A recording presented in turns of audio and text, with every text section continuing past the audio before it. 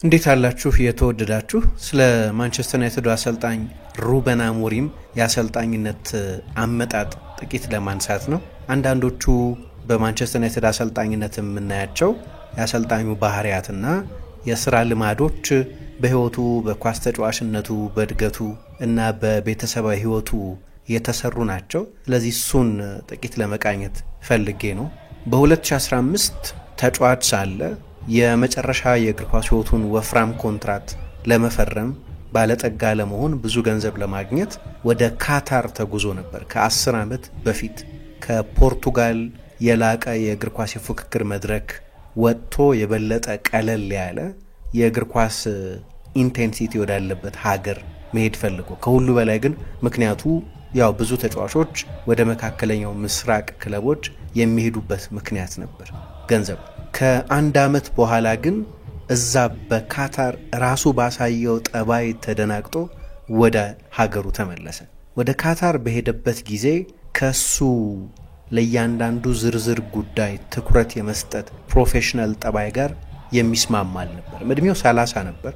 አልዋክራ ወደሚባል ክለብ ነበር የሄደው። በውሰት ከቤንፊካ ነበር የተሰጠው። ከዚህ የውሰት ቆይታው በፊት እንደ ቤንፊካ ባለ ትልቅ ክለብ ውስጥ ረጅም ጊዜ ልጫወት አልችልም ብሎ ተስፋ እንዲቆርጥ ያደረገ የኤሲኤል ጉዳት ገጥሞት ስለነበር በዚህ ምክንያት ነው ወደ መጨረሻ ወፍራም ኮንትራት ማተኮር የፈለገው። እስከዛ ድረስ ሩበን አሞሪም ከፖርቱጋል ሊግ ውጪ ተጫውቶ አያውቅም። ወደ ሌላ የአውሮፓ ሊግም ተዘዋውሮ አልተጫወተም። ስለዚህ ከሀገሩ ወጥቶ ሊጫወት የሚችልበት የመጨረሻ እድሉ ነበር። ወደ ካታር ከሄደ በኋላ ግን ጥራታቸው ደካማ የነበሩ ሜዳዎች፣ ለወራት ደሞዝ የማይከፈላቸው ተጫዋቾች፣ ወደ ልምምድ ሜዳ በስራ ሰዓታቸው በትጋት የማይገኙ ፊዚዮዎች ወዳሉበት የአማተር ደረጃ እግር ኳስ ነበር የተጓዘው። የፈረመበት ክለብ ቤት አቀርብልሃለሁ ብሎ ቃል ገብቶለት ነበር። ነገር ግን ለ6 ወራት ያ የተገባለት ቃል ሳይፈጸም በሆቴል ነበር ያሳረፈው። ሩበን አሞሪም በእንደዚህ አይነት ሀገራት እንዲህ አይነት የተገቡ ቃሎች ያለመፈጸም ልማድ እንዳላቸው ያውቅ ስለነበር ብዙ አላስደነቀኝም ነበር ይላል ስለዛ የካታር ልምዱ ሲናገር። ሊቋቋመው ያልቻለው ነገር ግን ሜዳ ላይ የነበረውን አማተሪዝም ነው። አሁን በአሰልጣኝነቱ ከማርከስ ራሽፎርድ ጋር በአንዳንድ አጋጣሚዎች ከአሌሃንድሮ ጋርናቾ ጋር ያላጣጣሙት ያላግባቡት አንዳንዶቹ ነጥቦችን በካታር አይቷቸዋል።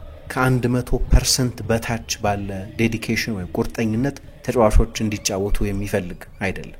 ከራሱም ያንን የሚጠብቅ ነው። ግን አብሮት ከሚጫወቱ ተጫዋቾችም ቢሆን ልግምተኝነት አይፈልግም ይባላል። ያኔ እንግዲህ ከከባድ ጉዳት ተመልሶ ለከፍተኛ ደሞዝ ሲል ወደ ተጓዘበት ሊግ ቢጓዝም ነገር ግን እዛም ሄዶ ለማልመጥ አልነበረም ሄደው። ስለዚህ ቡድናቸው ኳስ ሲቀማ ወደ ኋላ ተመልሰው ተከላካዮቻቸውን የማያግዙ ተጫዋቾችን ሲያይ፣ ከተሰጣቸው ታክቲካዊ ስፍራ ፈንግጠው በሌላ የሜዳ ስፍራ የሚገኙ ተጫዋቾችን ሲመለከት፣ ለቡድን የማይጠቅም ግለኝነት የበዛበት ውሳኔ የሚወስኑ ተጫዋቾችን ሲያይ፣ ታክቲካዊ ምስቅልቅል የሚፈጥሩ ተጫዋቾችን ሲያይ ያኔ ራሱን መቆጣጠር ቸግሮት እንደነበር ሩበን አሞሪም ይናገራል። በጨዋታ መሃል ምን ያህል አማተር ጠባይ እንዳለ ያስተዋለው በጨዋታ መሃል የሚያወጉ ተጫዋቾች እየተጫወቱ የሚጨባበጡ የባላንጣ ቡድን ተጫዋቾችን ሲያይ ነው። ስለዛ ቆይታው ትሪቡና ኤስፕሬሶ ከሚባል አንድ ብዙሃን መገናኛ ጋር ቃለ ምልልስ ሲያደርግ አቅሌን ያሳተኝ ልላመደው ያልቻልኩ ብሎ ይገልጸዋል። ስለዚህ መጮህ የቡድን ጓደኞቹ ላይ፣ ከባላጋራ ቡድን ተጫዋቾች ጋር ጠብ ውስጥ መግባት፣ ከራሱ የአሰልጣኝ ቡድን አባላት ከሆኑት ከክለቡ የአሰልጣኝ ቡድን አባላት ጋር ግጭት ውስጥ መገኘትን ልማዱ አደረገው። በአንድ ጨዋታ በመልካም ምግባሩ በሰከነ ጠባዩ የሚታወቀው ሩበን አሞሪም የባላጋራ ቡድን ተጫዋችን ገፍትሮ ጥሏል። በሌላ ጨዋታም የአንድን ተጫዋች እግር ሊሰብር ተቃርቦ ነበር በአደገኛ ሸርተቴው ምክንያት። ምን ይላል ስለዛ ሲናገር፣ እኔ በእግር ኳስ ተጫዋችነቴ ዘመን በሙሉ የባላጋራ ቡድን ተጫዋችን ሆን ብዬ ለመጉዳት ሞክሬ አላቅም። ያኔ ግን ብስጩ ስለነበርኩ በግብታዊነት የባላጋራ ቡድን ተጫዋችን ልጎዳ ሞከርኩ ይላል። በፖርቱጋል 300 የክለብ ጨዋታዎች አድርጓል አሞሪም በተጫዋችነት። ቤሌንሴስ ለሚባለው ክለብ፣ ለብራጋ፣ ለቤንፊካ እየተጫወተ አንድም ጊዜ ቀይ ካርድ በእነዚህ 300 ጨዋታዎች አልተመለከተም። በካታር ግን በካታር ሊግ በ10 ጨዋታ ብቻ 2 ጊዜ በቀይ ወጥቷል። አረብኛ መናገር ስለማይችል ብስጭቱን በፖርቱጋል አፍ ተጫዋቾቹን እስከ መዝለፍ ባለ ቁጣ ይገልጽ ነበር። እንዲያውም አንድ የቡድን ጓደኛው ስድቡን ስለማናውቅ የሚዘፈን ይመስልን ነበር ብሎ ይናገራል።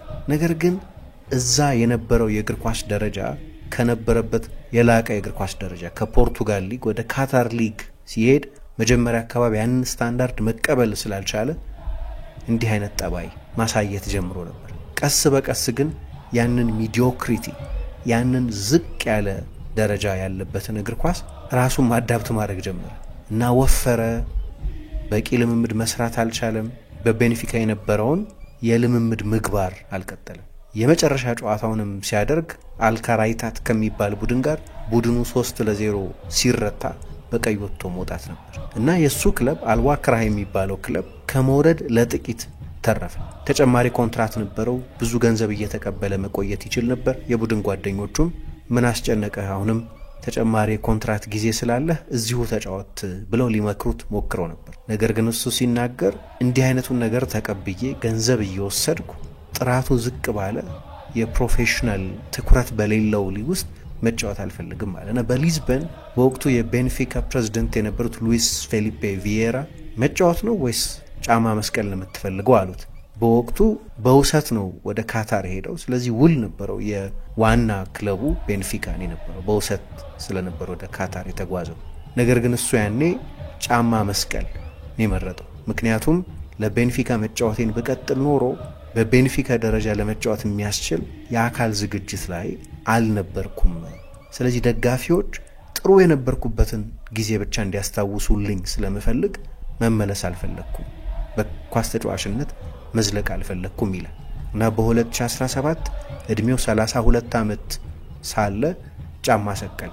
ከ7 ወር በኋላ አንድ ማሉኮ ቤሌዛ የሚባል ሩዋይ ኡናስ የሚባል የቴሌቪዥን ፕሮግራም ካለው ጋዜጠኛ ጋር ቃለ ምልልስ ያደርግ ነበር። ወደ አሰልጣኝነት ለመጓዝ ይመኝ ያስብ እንደሆን የተጠየቀበት አላውቅም፣ ግን አሰልጣኝነትን በሞክረው ደስ ይለኛል ብሎ ነበር።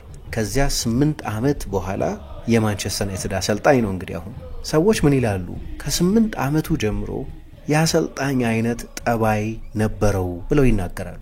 ብዙ ጊዜ የትልልቅ አሰልጣኞችን የቀደመ የልጅነት ታሪክ ስንመለከት ያ የአሰልጣኝነት ኢንስቲንክት ነበራቸው። በተለይ ጓርዲዮላ አይነት ያለፉትን 15 ዓመታት 16-17 ዓመታት በአውሮፓ ፉትቦል አቻ አልባ ስኬት የነበረው ትልቁ ኢንፍሉዌንሻል አሰልጣኝን ከሳንዴፖር ገና በለጋ ዕድሜ ከወጣበት ጊዜ ጀምሮ በባርሰሎና አካዳሚ ውስጥ ሲያልፍም ጭምር ቲንከር ስለነበር፣ ጥልቅ ሐሳቢ ስለነበር፣ ልክ እንደ አሰልጣኝም ያወራ ስለነበር ገና በ20 ዓመቱ የሮማሪዮን የቦዲ ፖዚሽን ኮች ሊያደርግ ይሞክር ስለነበር ትልቅ አሰልጣኝ መሆኑ አይቀርም እየተባለ ይጠበቅ የነበረ ነው። እንደው ፕሪሚየር ሊግ ውስጥ ካሉ አሰልጣኞች ምሳሌ ለመጥቀስ ነው። ሚኬል አርቴታንም እንደዚሁ በተመሳሳይ በአስራዎቹ መጀመሪያ ያለ ጭምር የሚናገረው በዛ እድሜ እንዳለ ታዳጊ ሳይሆን እንደ አሰልጣኝ ባለ አስተውሎት ነበር ይባላል። ለምሳሌ ማውሪሲዮ ፖቼቲኖ ሚኬል አርቴታን የተዋወቀው በፓሪስ ሳን ዠርማን ሁለቱም በተጫወቱበት ጊዜ ነው። ፖቼቲኖ ሲኒየር ነው ያን ጊዜ፣ አርቴታ ግን 17 ዓመቱ ብቻ ነበር እና በ17 ዓመቱ እንደ አሰልጣኝ ያወራ ነበር ብሎ ይናገራል። ሩበን አሞሪምም እንዲህ አይነት ታሪክ ያለው በ8 ዓመቱ የአሰልጣኝነት መንገድን የጀመረ ሰው ይሉታል። አያቱ ሴት አያቱ አልቬርካ ወደሚባል በሰሜን ሊዝበን ወዳለ የግል ትምህርት ቤት ይወስዱት ነበር እና እዛ በዛ እድሜ ጨዋታዎች ኦርጋናይዝ ያደርጋል። ጣት እየጠቆመ እየጮህም ለተጫዋቾች የትኛው የሜዳ ስፍራ ላይ መገኘት እንዳለባቸው፣ ወደየትም መሮጥ እንዳለባቸው፣ የትኛውን ክፍት ቦታ ማጥቃት እንዳለባቸው ትዕዛዝ የሚሰጥ አይነት ነበር። ፓውላ አብሬዩ የሚባሉ የቀድሞ የአሞሪም መምህርት መናገር የሚወድ ነበር ይላሉ። አሁን በቴሌቪዥን ከጨዋታ በፊትና በኋላ ከዛ ፈገግታ ጋር ሲናገር ሩበን ትንሹን ነው የሚያስታውሰኝ። ከዛ አልተለወጠም። ማስተዋሉ ማደጉ በአካል መለወጡ ካልሆነ በስተቀር ያ በ9 ዓመቱ በ8 ዓመቱ ያየሁትን ልጅ ይመስላል ይላሉ። እሱ የሚለው መሪነትን የተማርኩት ከአባቴ ነው ይላል። አባትየው ቪርጊሊዮ ይባላሉ።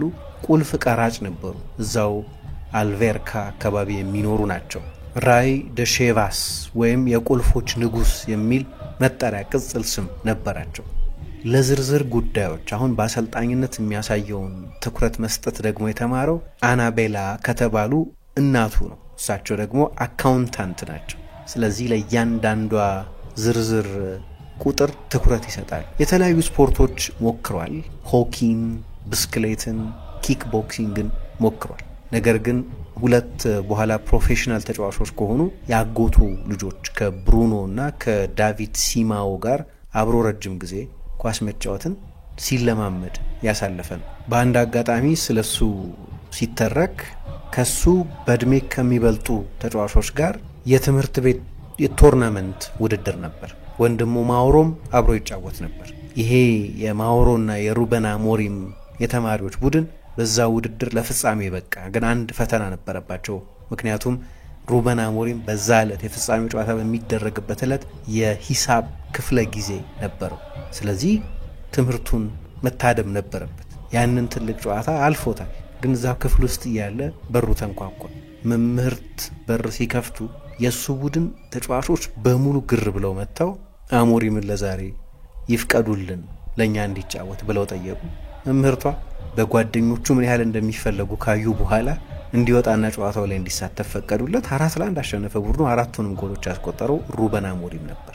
ልጅ እያለ የአሪጎ ሳኪን ኤሲ ሚላንን ያደንቅ ነበር። የሱና የቤተሰቡ ክለብ ግን የሚደግፉት ክለብ ግን ቤንፊካ ነበር። ቤተሰቦቹ ወደ ኢስታዲዮ ዳሉዝ ወደ ስፖርቲንግ ሊዝበን ሜዳ እየሄዱ ጨዋታ የሚታደሙ ነበሩ። እሱ ደግሞ ልጅ እያለ እንደ ስጦታ የቤንፊካ አካዳሚ ውስጥ የሚቀላቀልበትን እድል አገኘ እና ያኔ ነው ከስፖርቲንግ ሊዝበን ጋር ስላለ ባላንጣነት በደንብ የገባው። የመጀመሪያ የሊዝበን ደርቢ ጨዋታ ሲያደርግ 2-1 ነበር የተሸነፈው እና በሳምንቱ መጨረሻ ምግብ ሳይበላ ነበር የከረመው ይላሉ። መሸነፍ የሚጠላ ነበር ከልጅነቱ ጀምሮ። ግን የቤንፊካ የአካዳሚ አሰልጣኞች ለዋናው ቡድን የሚበቃ ክህሎት አለው ብለው ስላላመኑ ከክለቡ ቀነሱት እና አባትየው ቪርጊሊዮ በሰማያዊ ፎርድ መኪናቸው ለሱ ክለብ ለመፈለግ ይዞሩ ነበር። 17 ዓመት በሆነው ጊዜ የሙከራ እድል አገኘ። እድሉን ላለማጣት ከተሰበረ እጁ ጋር ሙከራ አድርጎ ነበር እና የመጀመሪያ ፕሮፌሽናል ኮንትራትም የፈረመው ያኔ ነው። ቤሌንሴስ ስለሚባለው ክለብ ፈረመ። እሱን ወደ ገፋው ሲደግፈው ግን ወደ ኖረው ቤንፊካ ከ5 ዓመት በኋላ 2008 ላይ እስኪመለስ ድረስ የመጀመሪያዎቹን 5 የፕሮፌሽናል እግር ኳስ ተጫዋችነት አመታቱን ያሳለፈው በዚሁ ክለብ። በወቅቱ ወደ ቤንፊካ ከመምጣቱ በፊት የአንድ የጀርመን ክለብ ቤንፊካ ሊከፍለው ከተስማማው ደሞዝ በ2 እጥፍ የተሻለ አቅርቦለት፣ ነገር ግን ለትሪቡና ኤስፕሬሶ በኋላ ራሱ በቃለ ምልልስ እንደተናገረው ለልቤ ክለብ ነበር የፈረምኩት ይላል። የመጀመሪያ ሲዝኑን በእንግሊዝ ፕሪሚየር ሊግ ሲያሰለጥኑ በመናውቃቸው በኪኪ ሳንቼዝ ፍሎሬስ ነበር የሰለጠነው። ከዚያ በኋላ ግን ቤንፊካ ጆርጅ ጄሱስ የሚባሉትን በሱ የአሰልጣኝነት ህይወት ላይ ትልቅ ተጽዕኖ ያላቸውን አሰልጣኝ ቀጠረ። አማዶራ ከሚባለው አካባቢ የሰራተኛ መደብ ካለበት ቀጠና የተገኙ ለ20 ዓመት በፖርቱጋል የታችኞቹ የሊግ እርከኖች ሲያሰለጥኑ የኖሩ አሰልጣኝ ናቸው። ጄሱስ ማይክሮ ማኔጅመንት የሚወዱ ለእያንዳንዱ ተጫዋች ያለማቋረጥ ትዕዛዝ የሚሰጡ ናቸው። አሁን በሳውዲ አረቢያ ያሰለጥናሉ። ተጫዋቾች ከልምምድና ከጨዋታ በኋላ ቶሎ ሪከቨር እንዲያደርጉ ወደ አይስ ባዝ እንዲገቡ መመሪያ የሚሰጡ ሰፋፊ ጊዜ የሚወስዱ የቪዲዮ ሴሽኖች ያሏቸው የማራቶን የቪዲዮ ሴሽን ያላቸው ናቸው። ከ3ኛ ዲቪዚዮን ክለብ ጋር የጥሎ ማለፍ ጨዋታ ሊያደርግ እንኳ ቢሆን አሞሪም እንደሚለው ያ የ3ኛ ዲቪዚዮን ክለብ ተጫዋቾቹ ስለ ራሳቸውና ስለ ቡድናቸው ከሚያውቁት በላይ እኛ እናውቅ ነበር፣ የዝግጅታችን ዝርዝርና ጥልቀት እርሱ ነው ይላል። ጆርጅ ጄሱስን በቀጠረበት ዓመት ነው ቤንፊካ ወዲያው የፖርቱጋልን ፕሪሚየር ሊጋ ያሸነፈው። የአሰልጣኙ የማሰልጠን የክህሎት ውጤት ነው። ነገር ግን እንዲህ አይነት አሰልጣኞች ወዲያው በቶሎ ውጤት ቢያመጡ ቆይቶ ግን በተጫዋቾቻቸው ይሰለቻሉ። እንደዛ ነው የሆኑት ጆርጅ ጄሱስ። በወቅቱ የቤንፊካ አማካይ የነበረው ሩበን አሞሪም በዘመኑ የነበሩ ሌሎች ምርጥ አማካዮችን ሰርጂዮ ቡስኬትስንና ሻቢ አሎንሶን እንደ ምሳሌ ወስዶ ያጠና ነበር። እንደ አጋጣሚ አሁን በፕሪሚየር ሊግ ያሉትን አሰልጣኞች ብታዩ፣ ግን በፕሪሚየር ሊግ ብቻ ሳይሆን በመላው አውሮፓ ያሉትን አሰልጣኞች ብታዩ አብዛኞቹ አማካዮች ናቸው። የተወሰኑት ተከላካዮች፣ አጥቂ ሆነው ብዙ የተሳካላቸው አሰልጣኞች አሁን በቅርብ ጊዜ አናይም።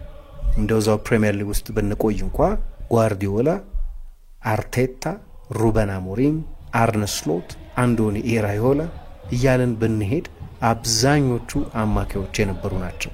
ያ የሚጫወቱበት የሜዳ ክፍል በጣም ታክቲካል የሆነ የሜዳ ክፍል ስለሆነ ጨዋታውን የሚያዩት እንደ አሰልጣኝ ይሆናል ማለት ነውና በዛ ዘመን የነበሩትን እነዚህን ድንቅ አማካዮች ስፔናውያኑን ሰርጂዮ ቡስኬትስና ሻቢ አሎንሶን ያጠና ነበር። ግን እድለኛ ሆኖ ፓብሎ አይማር የቤንፊካ ተጫዋች ነበር። ከቫሌንሲያ ከለቀቀ በኋላ ወደ ፖርቱጋል ነበር የሄደው። አብረውኝ ከተጫወቱ ተጫዋቾች ሁሉ ስማርቱ ነው ይላል። በመናገር አይደለም ከሰዎች ጋር ተግባቦት የሚፈጥረው በእንቅስቃሴዎቹ እና በጣም ውስን በሆኑ ቃላቱ። ልምምድ ሜዳ ላይ እዚህ ጋር ፓስ አድርግ፣ እዛ ጋር ተጫወት እያለ በጥቂት ቃላት ብቻ የሚናገር ግን በአብዛኛው መልእክት የሚያስተላልፈው በሙቭመንቱ ነው ይላል። በጣም ኢንተለጀንት ተጫዋች ነበር፣ ከሱ ጋር መጫወት ድልም ነበር ብሎ ይናገራል። ሩበን አሞሪም ያኔ በመልበሻ ክፍል በቀልደኝነቱ በጨዋታ አዋቂነቱ ይታወቅ ነበር። አንድ በቤንፊካ ወጣት ቡድን አብሮት የተጫወተ ብሩኖ ሲማው የሚባል የቀድሞ የቡድን ጓደኛው ሲናገር ጆርጅ ጄሱስ ለዩኤፋ ስብሰባዎች በሚሄዱበት ጊዜ ልክ እንደ አሰልጣኙ የእሳቸውን ድምፅ እና አነጋገር እያስመሰለ ጨዋታ ይፈጥር ነበር ይላል። የቤንፊካ ቴሌቪዥንም ማይክሮፎን ይዞ በአውቶቡስ ውስጥ የቡድን ጓደኞቹን፣ አሰልጣኞችን፣ ዳይሬክተሮችን ኢንተርቪው ሲያደርግ የሚያሳይ አንድ ፉቴጅ አለ። ስለዚህ ከረጅም ጊዜ ጀምሮ እንዲህ አይነት የጨዋታ አዋቂነት ባህሪ የነበረው ነገር ግን ቅድም እንደጠቀስኩት በጣም ስኬታማ አጀማመር አሰልጣኙ ካደረጉ በኋላ ቤንፊካ ለሚቀጥሉት 3 ተከታታይ ዓመታት ሁለተኛ እየሆነ ነበር የጨረሰው። 2011 ላይ የእግር ኳስ ሕይወቱ በጉዳት ብዙ የተፈተነ ነበር። ሰርጀሪ የሚያስፈልገው የጉልበት ጉዳት ገጠመው። ከጉልበት ጉዳቱም ሲያገግም ህመሙ ቶሎ ስላልቶ ለረጅም ጊዜ አንድ ጊዜ እንኳን በቀን መለማመድ ፈተና ሆነብኝ ይላል። በዛ ሰሞን ነው ከአሰልጣኙ ጆርጅ ጄሱስ ጋር ጠብ ውስጥ መግባት የጀመረው። ግን እኔ ብቻ አይደለሁም ከጆርጅ ጄሱስ ጋር ጠብ ውስጥ የገባሁት፣ ምክንያቱም የሚያደክም አሰልጣኝ ነው ብሎ ይናገራል። ከጆርጅ ጄሱስ ጋር አብሮ ዘለግ ላለ ጊዜ መቆየት የሚችል ብዙ ተጫዋች የለም። ዲማንዲንግ አሰልጣኝ ናቸው። ከዚህ የጉልበት ቀዶ ሕክምናው በኋላ ግን ከአሰልጣኙ ጋር ብዙ አልተግባባም። ስለዚህ ወደ ብራጋ በውሰት ተሰጠ። ብቃቱም ጥሩ አልነበረም። ከአሰልጣኙ ጋር እየተስማማም አልነበረም። ያኔ ነው የበለጠ የጨዋታውን ሁሉንም ባህሪያት ጠለቅ ባለ መንገድ ማሰብ የጀመረው ይባላል። አማካይ ሆኖ ይጫወት የነበረው ተጫዋች እንደ ዩቲሊቲ ተጫዋች ወደ ቀኝ መስመር ተከላካይነት ወጥቶ እንዲጫወት ተደረገ። ይሄ በተለያዩ ቦታዎች የመጫወት ነገር ደግሞ ቅድም እንዳልኩት የጨዋታውን ጠቅላላ መልኮች ከተለያዩ የሜዳው ስፍራዎች ሆኖ እንዲያስተውል እድል ሰጠው። ስለ ሪሃብም ብዙ ያውቅ ነበር፣ ምክንያቱም ደጋግሞ ጉዳት ያገኘው ስለነበር ከጉዳት የማገገምን አስፈላጊነት ተገዶም ቢሆን ያውቅ ነበር። በኋላ እንደተናገረው ግን ከጄሱስ ጋር የነበረን ግንኙነት አምሮ ባያበቃም ነገር ግን የአሰልጣኝነት የስኬት ፒሶች መገጣጠሚያዎች ምን እንደሆኑ እንዳውቅ አገዘኝ ብሎ ይናገራል። በብራጋ በውሰት ተሰጥቶ በጎል ማስቆጠር የእግር ኳስ ሕይወቱን ምርጥ ሲዝን ያሳለፈው ያኔ ነው። 4 ጎል ያስቆጠረበት የውድድር ዘመን ብራጋ 4ኛ ሆኖ ጨረሰ። ትልቅ ስኬት ነበር። ከዚያ ወደ ሊዝበን ተመለሰ። የቤንፊካው ፕሬዝዳንት ቪዬራ በውሰት ከተመለሰ በኋላ ከሱ ጋር ሲነጋገሩ ከጄሱስ ጋር አብሬ አልሰራም ማለት ግን ፕሬዝዳንቱ አግባባቸዋለሁ ብሎ ሲጫኑት ነው ከሳቸው ጋር አብሮ መስራት የጀመረው። ከ10 ወር በኋላ ቤንፊካ የሀገር ውስጥ ትሬብል አሳካ። ልክ እንደ እንግሊዝ ሁሉ በፖርቱጋልም ሊጉና 2 የኖካውት ውድድሮች አሉ። በእንግሊዝ ልክ ኤፍኤ ካፕ እና ሊግ ካፕ እንዳሉት ማለት ነው። እና ከአሰልጣኙ ጋር እንደው ባይጠማውም ግን በጣም ጥሩ ፕሮፌሽናል ግንኙነት ነበራቸው። ዶሜስቲክ ትሬብል ሰሩ እና በዛ ዓመትም በርካታ የመጨረሻ ኳሶችን አቀበለ። ክሬቲቪቲ ችሎታውን አሳየ። 37 ጨዋታ ነው በዛ የውድድር ዘመን ያደረገው። በዛ የውድድር ዘመን መጨረሻም በብራዚሉ የዓለም ዋንጫ ለፖርቱጋል ብሔራዊ ቡድን ተመርጦ ተጫውቷል። ያንን አመት ብቸኛው ያለ ህመም የተጫወትኩበት አመት ነው። እሱ ደግሞ ዋንጫዎችን ከማሸነፍም ይበልጣል። ሁል ጊዜ ከጉዳቶች ጋር ነው የኔ እግር ኳስ ህይወት የተጓዘው ብሎ ይናገራል። ከዚህኛው የዓለም ዋንጫም በኋላ ጉዳት መልሶ አገኘው። ከጥቂት ሳምንታት በኋላ ከቦቪስታ ጋር በአርቲፊሻል ሜዳ ሲጫወት እንደገና የቀኝ እግሩ ላይ ኤሲኤል ገጠመው። ለ1 አመት ከሜዳ ራቀ። ያኔ ነው ቅድም በዚህ ታሪክ መነሻ ላይ የገለጽኩት የካታር ዝውውር የተደረገው። ሌላ ኤሲኤል ስለሆነ ከዚህ በኋላ በኃይለኛ ፊዚካል ሊግ ውስጥ መጫወት አልችልም ብሎ አምኖ ወደ ኳታር የተጓዘው። ግን ቶሎ ተመለሰና ቅድም እንዳነሳሁት የኳስ ተጫዋችነት ዘመኑ እንዲህ ባለ መልክ አበቃ እና ቅድም በጠቀስኩት የትሪቡና ኤስፕሬሶ ቃለ ምልልስ ላይ እንደተናገረው ኳስ መጫወት ባቆምኩ ጊዜ አንድ የሆነ የጎደለ ነገር እንዳለ ልሞላው የሚገባ እንዳለ አስብ ነበር። ጥሩ ልሁን አልሁን አላቅም፣ ግን አሰልጣኝነትን ሞክራለሁ አለ። 2 ጥልቅ ቃለ ምልልሶች ነው የሰጠው አሰልጣኝ። ሁለቱም በ2017 የተሰጡ ቃለ ምልልሶች ናቸው። አንድም ከኳስ ተጫዋችነት ኃላፊነት ስለተላቀቀ ኳስ ተጫዋች ሲኖር ፖለቲካሊ ኮሬክት ስለመሆን ይሞክራል አይደለም። ኳስ ተጫዋች የሆነ ሰው ያ ሸክም አልነበረበትም። በአሰልጣኝነቱ ምክንያት ለሚናገረው ቃል ብዙም አይጠነቀቅም ነበር፣ ምክንያቱም ገና አሰልጣኝ አልሆነም። በኳስ ተጫዋችነት ህይወቱ ፍጻሜና አሰልጣኝነት ከመጀመሩ በፊት የነበረው ወቅት ላይ የተሰጠ ቃለ ምልልስ ነው እና ስለ ተጫዋቾችም መናገር ጀመረ። ተጫዋቾች በሱ አገላለጽ ስቱፒድ ይመስላሉ፣ ምክንያቱም የሚያስቡትን የመግለጽ ነጻነት የላቸውም። ግን እንደዛ አይደሉም። ብዙዎቻችን አሰላሳዮች ነን። በዚህ ጊዜ አንድ ፕሮፌሽናል እግር ኳስ ተጫዋች የማንቸስተር ዩናይትድን የፌስቡክ ገጽ እንኳ ብራውዝ ማድረግ አይችልም፣ ምክንያቱም ሰዎች ወደ ማንቸስተር ዩናይትድ መዛወር ስለፈለገ ነው የማንቸስተር ዩናይትድን የፌስቡክ ፔጅ ያየው ይላሉ። እንደዚህ የታሰሩ ናቸው፣ እንኳን ሀሳባቸውን በነጻነት ሊገልጹ ይላል። ያንን ቃለ ምልልስ ሰጥቷል። በዚያ ጊዜ ስለ ጆርጅ ጄሱስ ተጽዕኖ፣ ስለ አሰልጣኝነት ሲያስብ እሳቸውን እንደ ትልቅ ምሳሌ እንደሚያይ የተናገረው በዚያ ቃለ ምልልሱ ላይ ነው። ከተጫዋቾች ብዙ የሚጠብቁ በመሆናቸው የተነሳ ከ1 አመት በላይ ከእርሳቸው ጋር መስራት አስቸጋሪ ነው። እኔ ግን 7 አመት ነው ከጄሱስ ጋር የሰራሁት ይላል። እንደ ትልቅ ምሳሌ ባያቸውም ግን አንድ የሚያነሳው ቁም ነገር አሰልጣኝ መሆን ከፊዚካልና ከታክቲካል ልምምድ በላይ ሰዎችን የማስተዳደር ጥበብ ነው ብሎ ይገልጻል። ምንም ያህል የነጠረ የታክቲክ ዕውቀት፣ ምንም ያህል ብርቱ የአካል ዝግጅት ቢደረግም ነገር ግን የተጫዋቾች አእምሮ ከዛለ ካንተ ጋር አይሆኑም፣ ስራውም አይሰራም። ስለዚህ አሰልጣኝነት ዋናው ከተጫዋቾች ጋር ኮኔክሽን መፍጠር ነው ይላል። ለዚህ ነው የአሰልጣኝነት የባጅ ትምህርቱን በጀመረበት ጊዜ ወደ ማንቸስተር ዩናይትድ ሄዶ ከጆዜ ሞሪኞ ያጠናው። ጆዜ ያኔ የዩናይትድ አሰልጣኝ ነበሩ። አሰልጣኝ ጆዜ ሞሪኞ አንቶኒዮ ቬሎሶ ከሚባሉ ጓደኛቸው ጋር በሊዝበን ዩኒቨርሲቲ ውስጥ የፒኢ ተማሪ በነበሩበት ጊዜ አብረው አጥንተዋል እና አንድ የፖስት ግራጁዌሽን የሃይ ፐርፎርማንስ የፉትቦል ኮቺንግ ፕሮግራም ነበራቸው በዚሁ በዩኒቨርሲቲ ኦፍ ለንደን። በዚህ ፕሮግራም ስር ተማሪዎች ከነበሩት መካከል አንደኛው እርሱ ነው እና እዚህ ዩኒቨርሲቲ ውስጥ የሚማሩት ተማሪዎች ወደ አሰልጣኝ ጆዜ ሞሪኞ ሄደው ለ1 ሳምንት አሰልጣኙ የሚሰሩትን ስራ የማጥናት እድል ያገኙ ነበር። ግን ቅድም እንደጠቀስኩት ለሩበን አሞሪም ከሞሪኞ መማር የፈለገው የኮሚኒኬሽንና የሳይኮሎጂን ጥበብ ነው፣ የዚህ ማስተር ናቸው ብሎ ያምን ስለነበር ወደ ካሪንግተን የሄደው በዚያ ጊዜ ነው። ከሞሪኞም ጋር የቅርብ ጓደኝነት የፈጠረው እንዴት ተጫዋቾችን ሞቲቬት እንደሚያደርጉም በቅርብ ያጠናው በዛ 1 ሳምንት ጊዜ በማንቸስተር ሳለን ወደ ሊዝበን ተመለሰ። ከዛ ባች ኮከብ ተማሪ እርሱ ነበር ይባላል። ሌሎችም አሰልጣኞችን ግን አሰልጥኗል። ለምሳሌ አንቶኒዮ ኮንቴ፣ ጆዜ ሞሪኞ፣ ፔፕ ጓርዲዮላ አሰልጥኗል። ያኔ 2017 ላይ ኮንቴ በሪጅድ 3-4-3 የፕሪሚየር ሊግ ሻምፒዮን ሆኗል። እንግዲህ ምን ያህል ኢንፍሉዌንስ እንዳደረገው አላቅም፣ ግን በዚህ ጊዜ ሌሎች አሰልጣኞችን እንደዚህ ቢያጠናም ከጄሱስ ጋር አብሮ መስራቱ ተጽዕኖ ቢያደርግበትም አንድ የሞሪኞን ምክር ግን እንደ በጣም አስፈላጊ ምክር እንደ መርህ ከተለዋለሁ ይላል። ራስህን ሁን፣ ምክንያቱም ኮፒ ሁል ጊዜ ከኦሪጂናል ያነሰ ነው ይሉኝ ነበር ይላል። እዚሁ ደጋግሜ የጠቀስኩት የትሪቡና ኤስፕሬሶ ቃለ ምልልሱ ላይ የእግር ኳስ አሰልጣኝ ልክ እንደ ኢንጂነር አይደለም። በአንድ የሆነ መንገድ ሰርቶ ተመሳሳይ ውጤት እንደማምጣት ወጥ ፎርሙላ ያለው አይደለም። የተለያየ ኬሚስትሪ ይፈልጋል። አንደኛው ግሩፕ ላይ የሚሰራ ኬሚስትሪ በሌላ ግሩፕ ላይ ጥሩ ውጤት አያመጣም። ስለዚህ አንድ ወጥ ፎርሙላ አይኖረውም አሰልጣኝ አለ።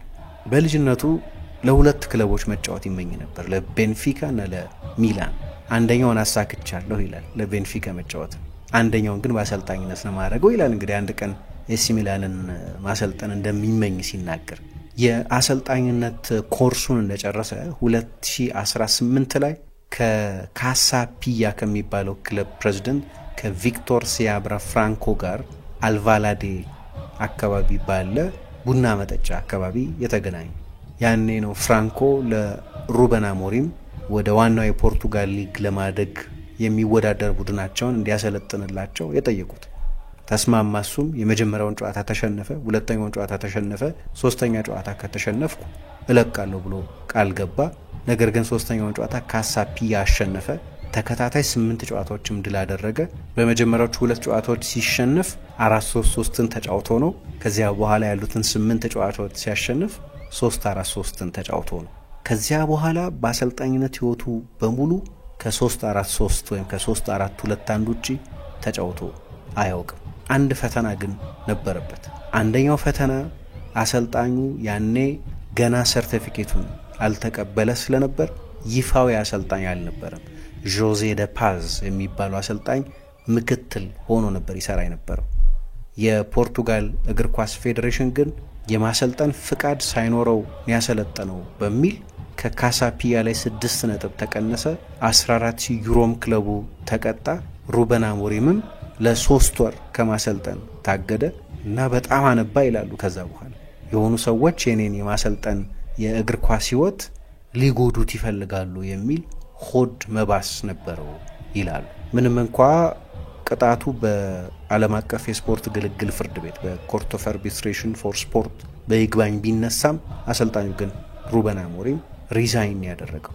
አንድ ጆዜ ኢምባሎ የሚባል የዛ ቡድን አጥቂ ሲናገር 12 አካባቢ የሚሆኑ የቡድን ጓደኞቼ ሲያለቅሱ አይቻቸዋለሁ ይላል።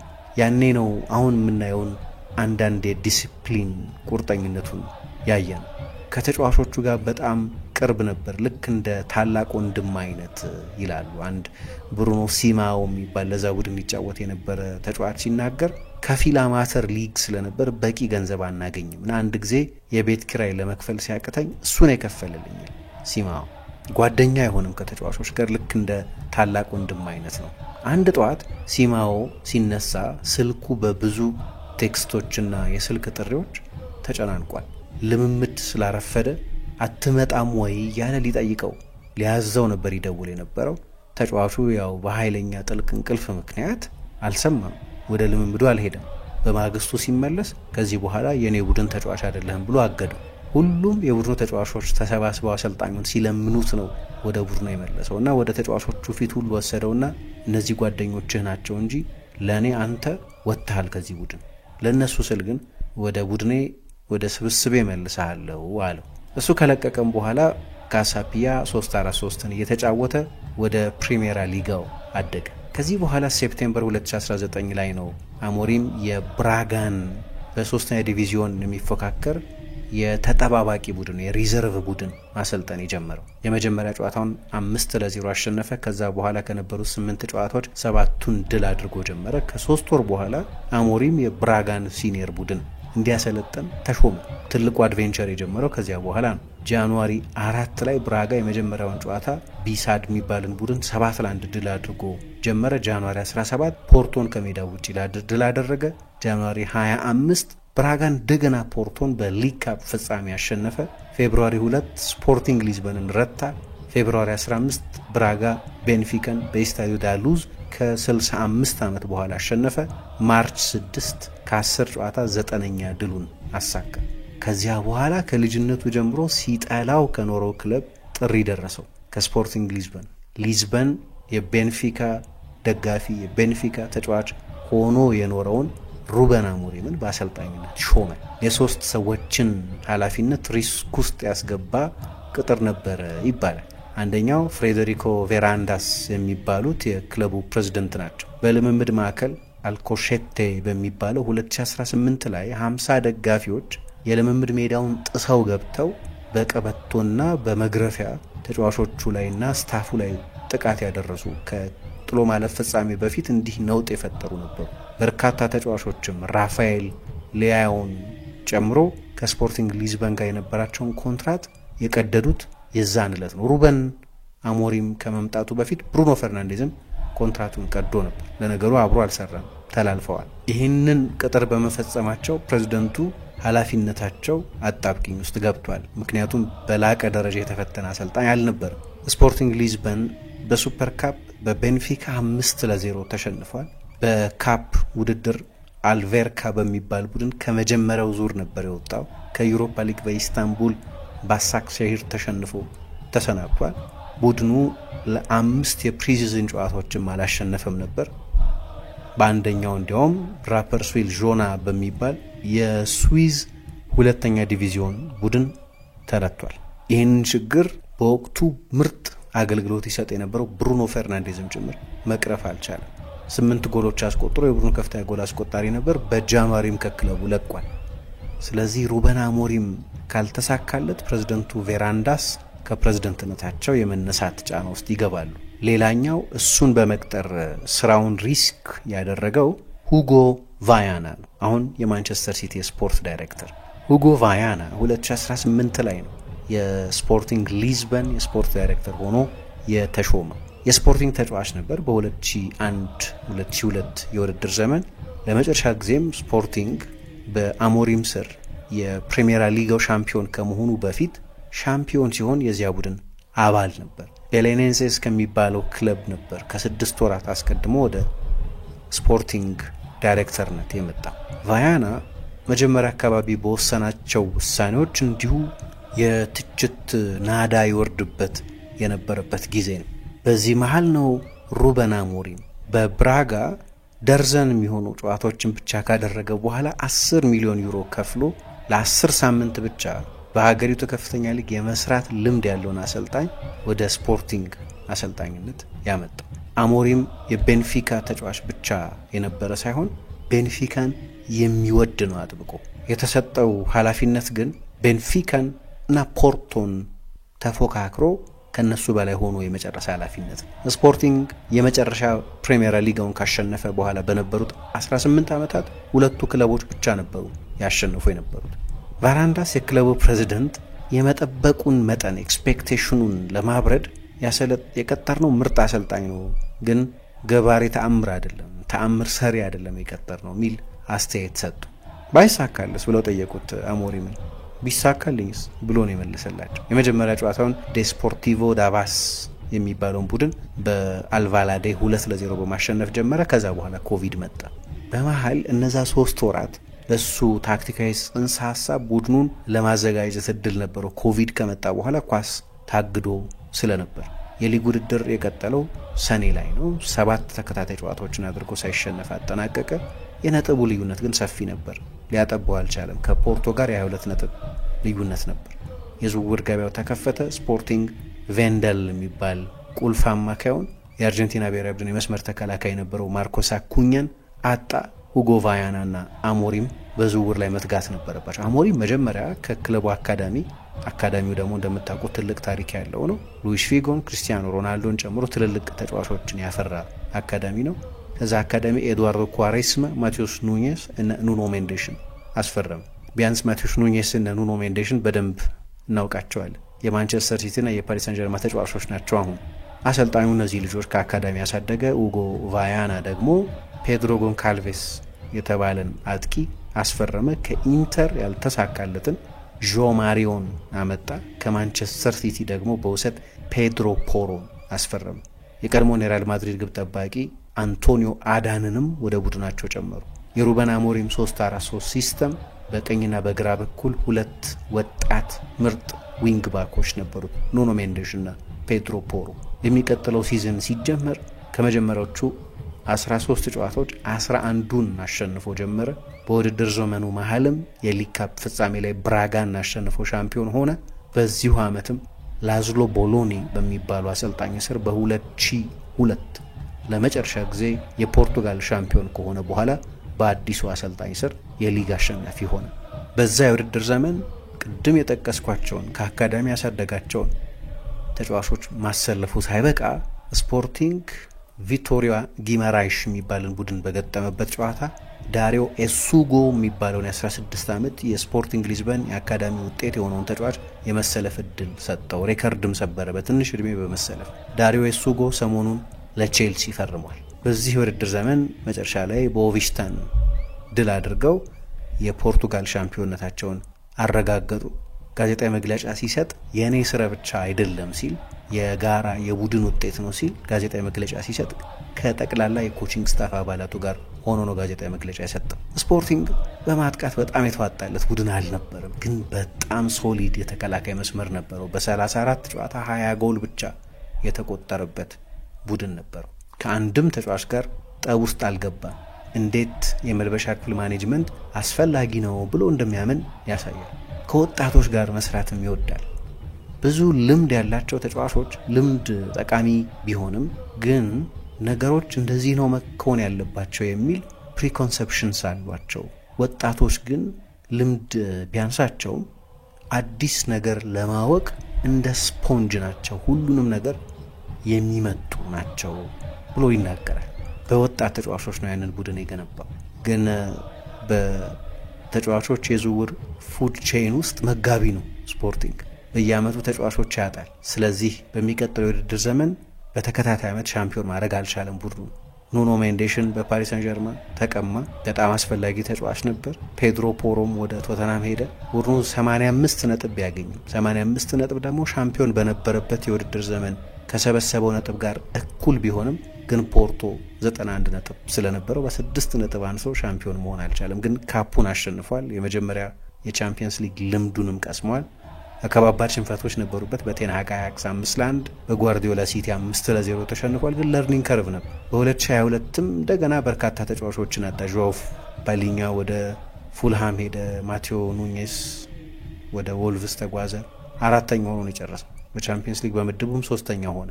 ግን አሰልጣኙ የሚያደርገውን ያውቅ ነበር። ክርስቲያኖ ሮናልዶ ገጣሚው ዘ ፖኤት ብሎ ይጠራው የነበረው ሰው ባለፈው የውድድር ዘመን ቪክቶር ዮኬሬሽን አስፈርመው ሞርተን ሂልሙንድን አምጥተው ድንቅ ቡድን ገንብቶ በ4 ዓመት ውስጥ ለሁለተኛ ጊዜ የፖርቱጋል ሻምፒዮን ሆነ።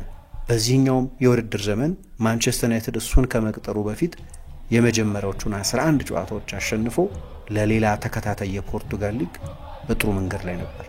ባለፈው ዓመት ሻምፒዮን መሆኑን ካረጋገጠ በኋላ ሰዎች በ18 ዓመት ውስጥ አንድ ጊዜ ብቻ ሻምፒዮን የሆኑ ዋንጫ ሲያሸንፉ በኮቪድ ጊዜ ያለ ተመልካች ድል ያደረጉ ይሉን ነበር እና ያለን እያለ ይዘምር ነበር። ቡድኑ አሁን እየመራ ነው። በኋላ ማይኩን መሬት ላይ ጥሎ ነው የወረደው። የመጨረሻ የጆዜ አልቫላዴ ወይም የስፖርቲንግ ሊዝበን ጨዋታው ማንቸስተር ሲቲን 4-1 ያሸነፈበት የቻምፒየንስ ሊግ ጨዋታ ነው። ስለዚህ ስንብቱን አሳምሮ ነው የለቀቀው። በማንቸስተር ዩናይትድ በውጤት በአማረ መንገድ የጀመረም ባይሆን ዩናይትድ 13ኛ ስፍራ ላይ ቢገኝ ብዙ ተስፋ ግን አለ። አሰልጣኙን በተመለከተ በደጋፊዎችም በፕሬስም በኩል መጠነኛ ትችቶች ካልሆኑ በስተቀር ምልክቶቹ አሉ አሪፍ ቡድን መስራት የሚችል አሰልጣኝ እንደሆነ። ግን ጀርኒውን ጥቂት ለማንሳት ነው ወደ ዩናይትድ ያደረሰውን የህይወት መንገድ